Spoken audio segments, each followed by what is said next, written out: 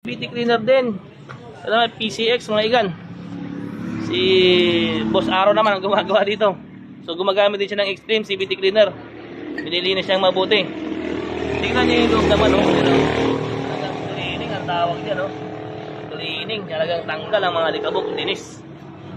So, karton lang ang mga patukan mga igan, ha? Mahiwagang karton. Dito lang yan. MS Point Motor Parts.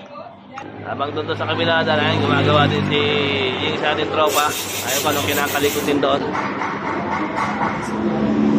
Itong isang to, medyo kinatay na to. Oh, gula-gulanit na. So mamaya susunod natin to.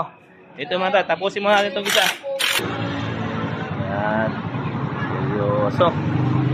Gumagawa niya, pinupunasan niya mabuti. Yung mga lumagpas na grasa, pinupunasan niya. Ayan.